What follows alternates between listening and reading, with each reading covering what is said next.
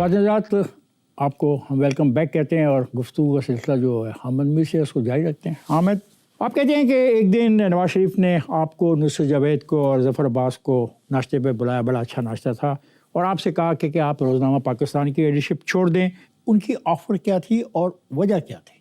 अब आप एक बहुत ही डेंजरस एरिया में दाखिल हो गए हैं। मैं नहीं हो रहा, ये आपके हामिद मीर की कहानी सफ़ा 41 में आपने जो फरमाया, जो आपने कहा, मैं अच्छा, उसी के हवाले से इसमें ऐसे यार ठीक है नहीं ठीक है हाँ। नहीं, वो असल में ना वो आजकल की सूरत हाल में ना ये कहानी जो है ना ये मेरे लिए बड़े मसाइल पैदा करेगी, लेकिन मैं एहतियात के साथ आपके सवाल का जवाब देता। भाई देखे ना, ये नवाज शरीफ साहब लंदन की जिन प्रॉपर्टीज की वजह से नाअहल हुए, उन प्रॉपर्टीज के बारे में मैंने 1996 में मैंने एक कॉलम लिखा, और उनकी ये जो प्रॉपर्टीज हैं, उनकी जो डॉक्यूमेंट्स थे वो मेरे पास थे। फिर मेरे साथ एक और डॉक्यूमेंट आपके पास कैसे आ गए? डॉक्यूमेंट्स, अब ये सब कुछ तो नहीं ना मैं आपको बता सकता। नहीं, तारीख कैसे है ना हो? तारीख का ऐसा है, तो एक और भी गवाह है, सईद काजी, वो मेरे साथ अखबार का असिस्टेंट एडिटर था। उसको मैंने कहा तुम फीचर करो। वो और मैं, हम जो है वो मुख्तलिफ लोगों को मिले, मैंने कॉलम लिखा, उसने पूरा कलर पेज पे फीचर छापा, साफ में विद नहीं डेली पाकिस्तान। अच्छा ठीक है, विद डॉक्यूमेंट्स। ठीक है, विद डॉक्यूमेंट्स। नवाज शरीफ ने क्यों कहा कि नवाज शरीफ साहब बड़े गुस्से में थे। नवाज शरीफ साहब ने वो जो नाश्ते की टेबल थी उस पर मुझे कहा कि आप पाकिस्तान अखबार से इस्तीफ़ा दे दें, ये आपसे अकबर भट्टी ने लिखवाया। मैंने कहा जी मुझसे कोई नहीं लिखवा सकता, मैंने इस पर इन्वेस्टिगेशन की है। कहते हैं आप अखबार छोड़ दें, पाकिस्तान छोड़ दें, मैं आपको नवाए वक्त का रेजिडेंट एडिटर लगवा देता हूँ। मैंने कहा आप एडिटरों की पोस्टिंग ट्रांसफ़र करते हैं? अगला सवाल हमारा आपसे ये है कि बकौल आपके, मैं कभी नहीं भूलूंगा, नवाज शरीफ ने हमें बुलाया और पूछा धमाका करूं या ना करूं। मुजीबुर रहमान शामी ने कहा ना करो, मजीद निज़ामी ने कहा धमाका कर दो वरना तुम्हारा धमाका हो जाएगा। अब सवाल ये है कि शामी साहब कहते हैं कि उन्होंने ऐसा नहीं कहा, उन्होंने मशरूत तौर पे हमायत की थी कि आप कर दें धमाका, और सऊदी अरब से बात कर लें कि अगर 4 साल का पेट्रोल हमें वो देते हैं बगैर किसी पैसे के, तब करेंगे। हकीकत है जो मैंने उस वक्त सुना था, मैंने उसी वक्त लिख दिया था, ठीक है। और जो मशरूत उन्होंने हो सकता है बात की हो, लेकिन मैं ये समझता हूँ कि खुद वहाँ पे थे नहीं वो। कौन? आपने तो कोर्ट किया, मैं तो था, मौजूद था भाई। आप तो उनको भी कह रहे हो कि वो भी मौजूद थे और उन्होंने अपोज किया। वो कहते हैं ऐसी बात नहीं। किसने? मेरे दोस्त शामी साहब ने अपोज किया। हाँ, वो कहते हैं ऐसा नहीं है। मैंने मशरूत बात की। चले आगे। क्या ये हकीकत है कि मुशर्रफ ने 2007 में जजों की बहाली की तहरीक से मीडिया की तवज्जो हटाने के लिए लाल मस्जिद के मामले में मीडिया को इस्तेमाल किया? बिल्कुल सही बात है, इसका मैं आई विटनेस हूँ। इसलिए कि मुझे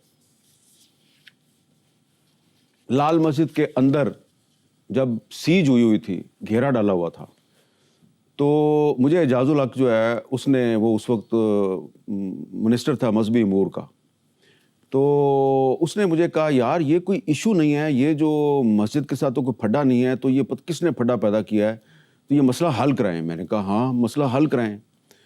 तो मैं और एजाजुल हक बैक डोर से एक रास्ता था, हम उस रास्ते से गाजी अब्दुल रशीद और मौलाना अब्दुल अजीज़ के पास चले गए। हम जब उन्होंने कहा कि ठीक है कोई मसला नहीं है तो आप हमारे पास आ गए हैं, बड़ा शुक्रिया, हम मसला हल करने की कोशिश करते हैं। लेकिन जब हम निकल रहे थे तो उन्होंने कहा कि इधर जो मिलिटेंट्स हैं मस्जिद के अंदर हमारा उनसे कोई ताल्लुक नहीं है, ये तो आपके मिलिटेंट्स हैं। आपसे मुराद आपके? नहीं, मेरे नहीं, हुकूमत के। अच्छा, तो ये तो गन पॉइंट पे इन्होंने कब्जा किया हुआ है और इनकी तो शिफ्टें हैं।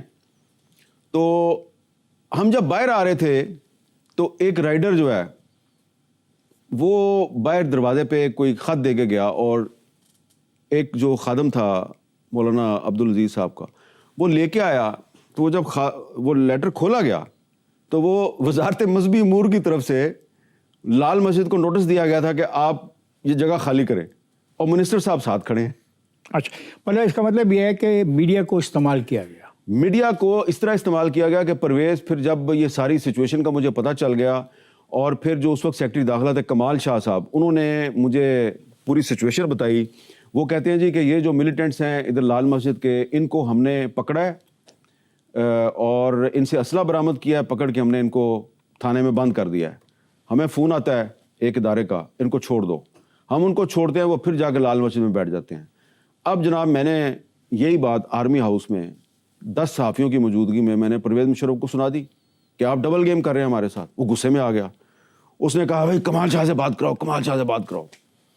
تو وہ جنرل حامد جاوید صاحب جو ہیں انہوں نے کمال شاہ سے بات کی, کمال شاہ نے کنفرم کر دی, میں نے کنفرم کر دی. مشرف صاحب جھاگ کی طرح بیٹھ گئے اور اس کے بعد پھر چودھری شجاعت صاحب نے نیگوسیشن شروع کی.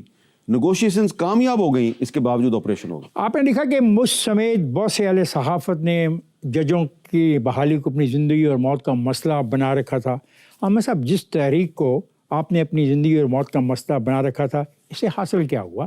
کہا جاتا ہے یہ تو ایک جنرل کی دوسرے جنرل کے خلاف ایک جنگ تھی. دیکھیں, اس لائرز موومنٹ کے دوران آصف زرداری صاحب سے میری بڑی بحث ہوتی تھی اور یہاں تک کہ وہ پریزیڈنٹ بھی بن گئے تو ہم ان کو کہتے تھے کہ آپ ججوں کو بحال کریں. ہم نے تو زندگی موت کا مسئلہ بنایا ہوا وہ جو میں کہہ رہا ہوں نا, اس طرح کر کے میں بات کرتا تھا ان کے سامنے, چھوڑوں گا نہیں, یہ نہیں ہے, نو کمپرومائز ہے وہ. آپ کہتے تھے؟ ہاں. تو وہ اب زرداری صاحب مجھے کہتے تھے اچھا یہ بندہ جو ہے افتخار چودھری تیرا ہیرو, یہ ریٹائرمنٹ کے بعد جب پارٹی بنائے گا تو پارٹی میں شامل ہوگا. میں نے کہا یہ میرا ہیرو بالکل پارٹی نہیں بنائے گا, وہ رول آف لا کی جنگ لڑ رہا ہے. اس نے کہا اس کی پارٹی کا نام ہوگا جسٹس پارٹی. جب وہ پارٹی بنائے گا تو ٹی وی پہ آ کے یہ اعلان کرے گا کہ میں غلط تھا اور آصف زرداری ٹھیک تھا. ہاں میں کر دوں گا. ہاں بھائی, میرا سوال یہ ہے کہ یہ ایک جنرل کی دوسرے جنرل کے خلاف جنگ تھی. میرا سوال یہ ہے. جنگ نہیں تھی, اس میں جنرل کیانی صاحب تھے جو, ہاں, کیانی ورسز مشرف. نہیں, کیانی ورسز نہیں تھا, کیانی کے ساتھ پوری فوج تھی. فوج جو ہے وہ مشرف سے تنگ آ چکی تھی. یہ ایک ریپیٹیشن تھی, ہسٹری نے رپیٹ کیا تھا. جس طرح یحییٰ خان نے فوج کی مدد سے ایوب خان کو ہٹایا, اسی طرح جنرل کیانی نے فوج کی مدد سے مشرف کو ہٹایا. جنرل کیانی سے آپ کے بڑے قریبی تعلقات تھے. یہ تعلقات کب بنے؟ قریبی تعلقات نہیں تھے, وہ ایسے تھا کہ میری 1-2 دفعہ ان سے ملاقات ہوئی تھی جب وہ کور کمانڈر راولپنڈی تھے. تو مشرف صاحب پہ اٹیک ہوا تو اس کی انہوں نے انکوائری شروع کی. انہوں نے جو بندے پکڑے ہوئے تھے, میں نے یہ کالم لکھا کہ یہ بندے غلط پکڑے ہوئے ہیں. تو آپ کو اصل آدمیوں کا علم تھا؟ مجھے اصل آدمیوں کا علم نہیں تھا. تو ان کے بارے میں آپ کیسے کہتے ہو غلط پکڑے ہوئے؟ اس لیے کہ ان کو میں جانتا تھا. یہ ہر غلط آدمی کو آپ جانتے تھے؟ دیکھیں نا, اب میں نام لے لیتا ہوں, وہ الیاس کشمیری جو ہے جس کو انہوں نے پکڑا تھا, تو میں نے کالم لکھا بھائی یہ وہی الیاس کشمیری ہے جس کو 2-3 سال پہلے تک آپ کیش پرائز دیا کرتے تھے. اس پر مجھے کیانی صاحب نے بلایا اور ان کا جو کیانی صاحب کا جو چیف آف سٹاف تھے وہ تھے بریگیڈیئر قمر جاوید باجوہ صاحب. ہاں بھائی, یہ باتیں ہم کرتے رہیں گے اور آپ کی باتوں میں کافی ایسی چیزیں ہیں کہ لوگوں کو مجبور کرتی ہیں کہ آپ کو سنتے رہیں, لیکن مجھے احمد میر سے گفتگو کے سلسلے کو جاری رکھتے ہیں. آپ پر خالد خواجہ غالباً اس کا نام ہے, اور کرنل امام کے قتل کا الزام لگا. تو آپ نے کہا کہ کئی صحافیوں نے اس موقع کا فائدہ اٹھاتے ہوئے آپ کی کردار کشی کی, مہم میں بڑھ چڑھ کے حصہ لیا. کیا آپ ان صحافیوں کا نام لینا پسند کریں گے؟ کیا آپ اس صحافی کا بھی نام لینا پسند کریں گے جس نے آپ کی حمایت میں بیان دیا؟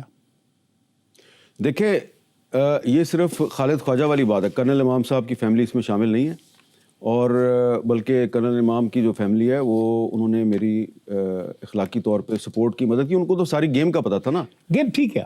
گیم یہ تھی کہ اسلم بیگ صاحب کی کتاب پڑھیں آپ, اقتدار کی مجبوریاں. اسلم بیگ صاحب نے کرنل امام صاحب کو کہا کہ طالبان کی اور امریکہ کی بات کروائیں.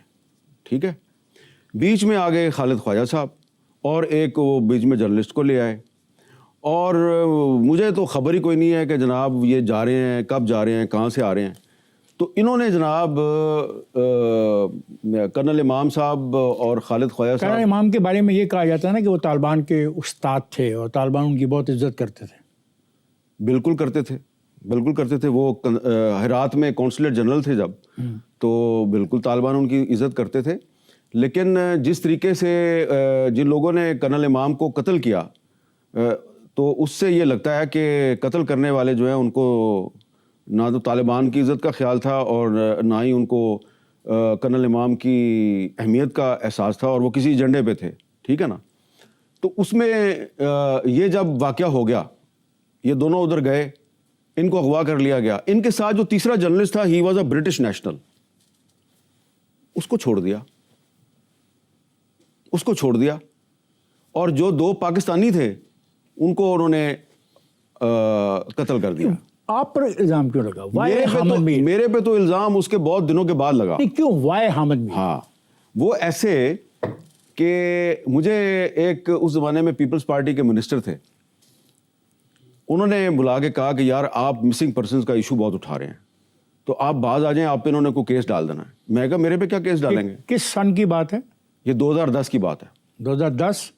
اور آپ کو ایک بلایا وزیر نے اور کہا مسنگ پرسن کا معاملہ مت اٹھاؤ، اور نہ کوئی کیس میں نے کوئی پارلیمنٹ ہاؤس کے باہر کھڑے ہو کے ایک پروگرام کیا تھا مسنگ پرسنز کی فیملیز کے ساتھ. آمنہ مسعود جنجوا تھی اور لوگ تھے. تو مجھے انہوں نے کہا کہ یہ آپ کے ساتھ کچھ کریں گے. پھر مجھے پریزیڈنٹ صاحب نے بلایا، زرداری صاحب نے. یہ آصف زرداری اور آپ لگتا ہے کہ ایک سارا دن یہی کام کرتے وہی رہتے جو آرٹیکل نہیں تھا جس کی وجہ سے آپ کی اور میری چھٹی ہو گئی تھی، تو اس وقت تک تو زرداری صاحب جو ہیں وہ سمجھتے تھے کہ میں کوئی بہت بڑا کانسپریٹر ہوں. وہ پھر جب ان کو پتا سمجھتے تھے یا پھر یہ ثابت کیا تم نے؟ وہ پھر بعد میں پھر جو ہے وہ انہوں نے پھر میرے ساتھ ایک ان کی انٹیمیسی بن گئی.